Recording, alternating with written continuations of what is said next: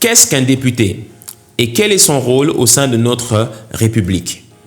Depuis que je me suis présenté à l'élection législative dans le premier arrondissement de la commune d'Akonda, ma circonscription, eh bien, j'ai souvent entendu cette question. J'ai rencontré des gens sur le terrain ou des personnes qui m'ont écrit en inbox pour me demander « C'est quoi un député, monsieur Ondias, et quel est son rôle au sein de notre République ?» On connaît très bien le président de la République, on connaît le Premier ministre, on connaît les membres du gouvernement, mais on ne sait pas trop à quoi il sert un député. Pourtant, le député il joue un rôle très important.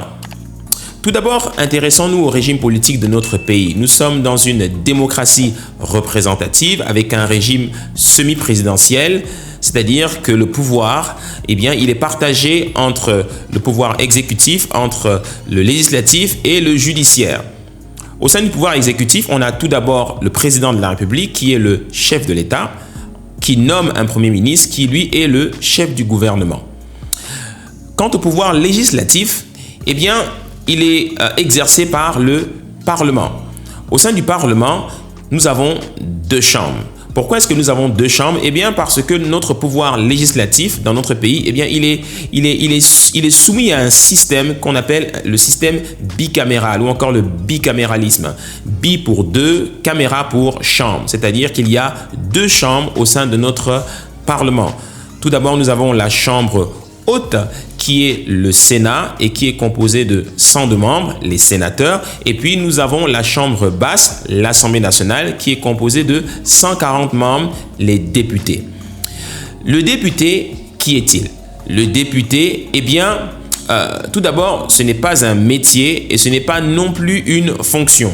Le député, c'est un élu de la République. Il est élu au suffrage universel direct et il siège à l'Assemblée nationale. Le député, c'est un représentant du peuple, c'est-à-dire qu'il représente les citoyens du pays. C'est un représentant du peuple. Il est élu dans une localité, sa circonscription, mais c'est un représentant de la nation tout entière.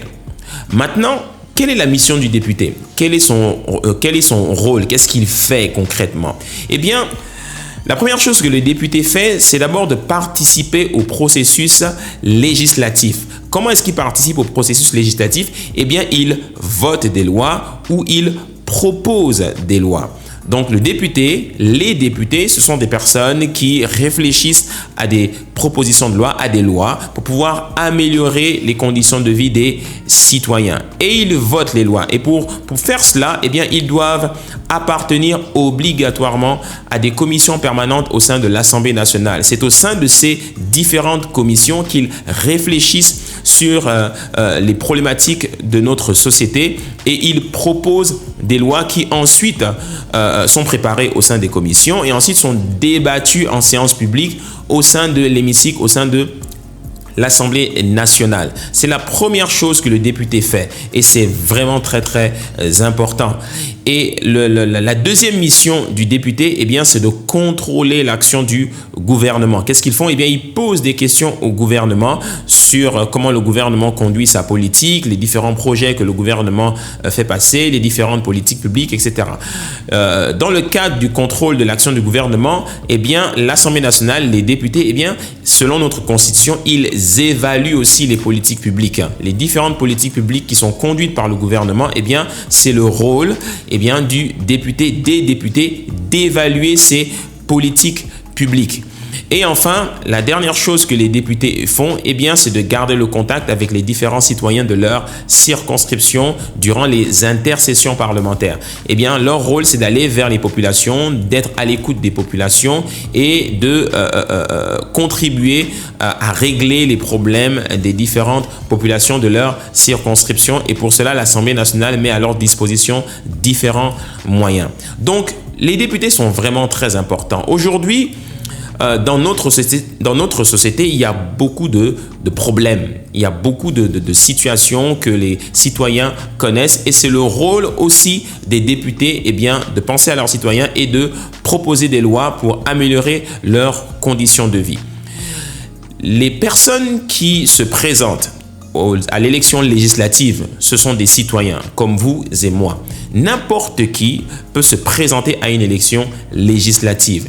si vous avez des causes que vous défendez, si vous avez des problèmes au sein de la société que vous voulez régler, si vous avez des conditions de vie que vous voulez améliorer dans votre quartier, si vous avez vous avez remarqué, vous avez identifié des problèmes au sein de la société et vous vous sentez capable de résoudre ces problèmes, eh bien, un très très bon moyen de régler les problèmes de manière plus grande que simplement dans un quartier. Quand, par exemple, on a une association, parce que souvent, je vois des personnes qui créent des associations. C'est très, très courant. Hein? Ça s'appelle la démocratie participative, c'est-à-dire que vous vivez dans votre quartier, vous vivez dans votre commune, et puis vous voulez contribuer au bon fonctionnement de la commune, de la ville. Et bien souvent, qu'est-ce que font les gens? Les gens créent des associations. Il existe des associations dans le domaine religieux, il existe des associations pour la jeunesse, des associations pour les femmes, des associations pour les enfants, tout type d'associations. Et tout ceci participe bien, à la démocratie participative de la commune. Vous avez les associations, vous avez aussi les acteurs économiques. Les acteurs économiques, ce sont les entrepreneurs. Je suis moi-même entrepreneur. Qu'est-ce qui fait un entrepreneur? Eh bien, il crée un business, il crée une activité, il crée une structure qui va créer de l'activité économique, qui va générer de l'activité économique, il va créer de l'emploi, etc., etc. On a des personnes qui sont des spécialistes dans un domaine, des experts. Vous-même qui me regardez, peut-être vous êtes spécialiste dans un domaine, etc. Eh bien, quand vous voulez maintenant contribuer à l'amélioration de la société, à participer au bien-être de vos concitoyens, eh bien, quand vous voulez le faire de manière plus grande et avoir un impact plus grand, eh bien, vous pouvez participer au processus législatif en devenant député, en faisant voter des lois. Vous savez, les lois sont vraiment très importantes. En faisant voter des lois, eh bien, vous pouvez changer de manière significative la vie des citoyens. Moi-même, personnellement, je suis entrepreneur. Donc, en tant qu'entrepreneur, les premières questions qui m'intéressent, ce sont les questions économiques. Je m'intéresse de très, très près aux questions économiques telles que l'emploi. Et vous savez que notre pays connaît beaucoup de problèmes liés à l'emploi. L'employabilité, c'est le renforcement des capacités des gens. Beaucoup de gens, par exemple, ont du mal à trouver du travail à cause tout simplement de du manque de formation. Certains ont été déscolarisés très tôt. D'autres n'arrivent pas à trouver du travail parce que tout simplement, il n'y a pas de travail dans leur secteur.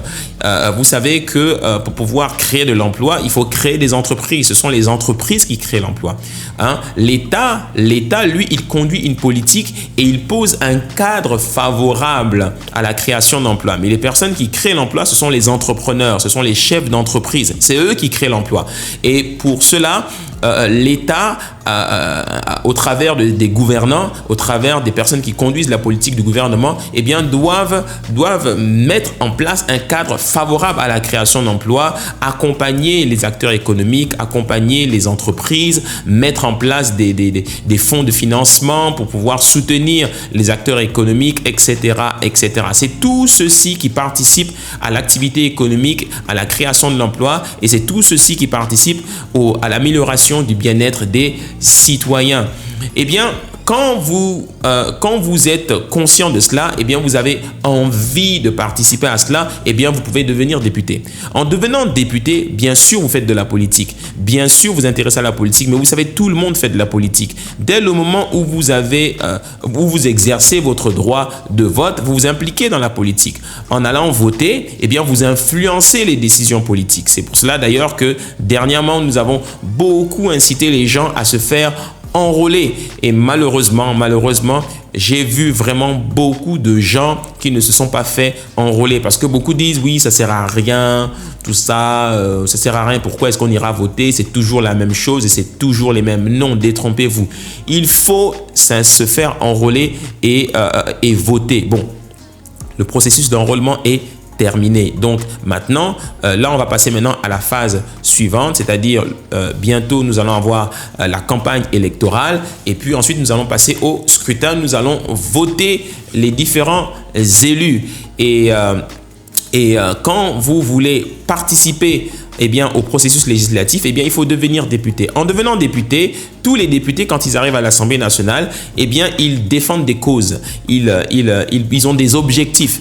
Moi, en tant qu'entrepreneur, par exemple, je vais particulièrement m'intéresser aux questions liées à l'entrepreneuriat. Je vais participer aux décisions, aux décisions qui seront prises à l'Assemblée nationale en faveur des entrepreneurs. Il y a aussi beaucoup de sujets qui concernent les entrepreneurs et les entreprises, que ce soit le fonctionnement des entreprises, que ce soit les conditions de travail des employés, que ce soit la fiscalité, que ce soit l'accompagnement des entrepreneurs, le soutien financier des entrepreneurs, etc., etc., etc. Il y a beaucoup de choses à dire sur les entrepreneurs, mais il y a aussi d'autres questions. Il y a des questions liées qui sont de caractère social, pour l'amélioration des conditions de vie des Gabonais. Il y a les personnes vivant avec un handicap. Il y a les questions liées à la numérisation de notre société, telles que la digitalisation de l'administration, telles que la numérisation des processus au sein des entreprises, etc., etc. Si nous voulons que notre pays se développe, toutes ces questions sont très importantes. Et il faut arrêter de croire qu'il n'y a que le président de la République ou les membres du gouvernement qui participent au développement de notre pays, à l'amélioration de notre société. L'Assemblée nationale joue un rôle extrêmement important.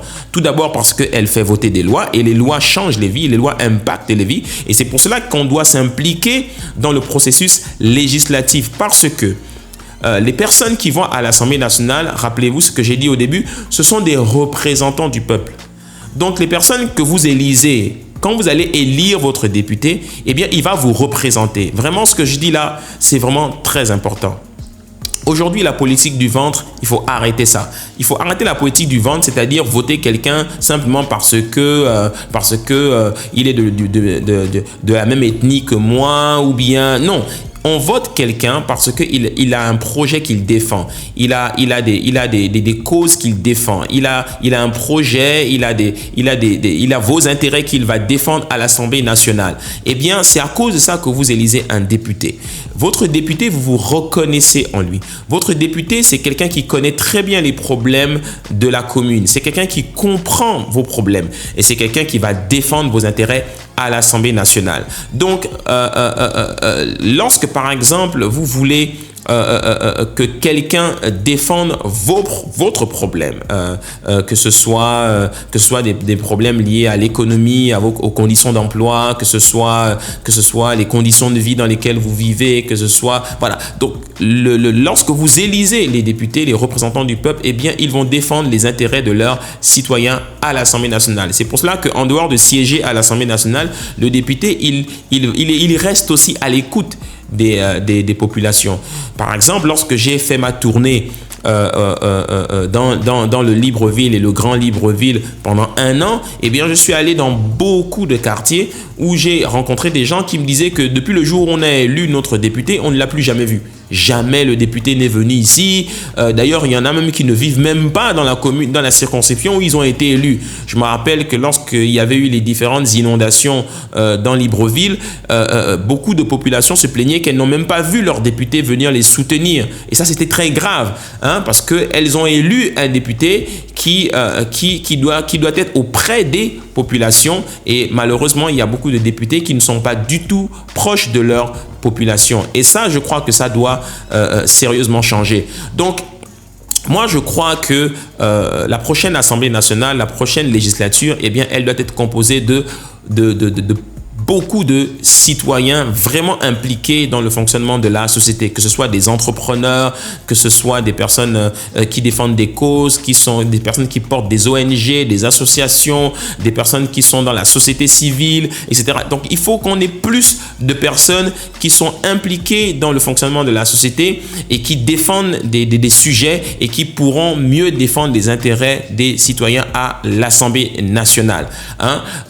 Moi, je suis entrepreneur. je suis aussi un personnage ecclésiastique, donc les questions ecclésiastiques vont m'intéresser de près, que ce soit l'exercice de la foi dans les lieux de culte, que ce soit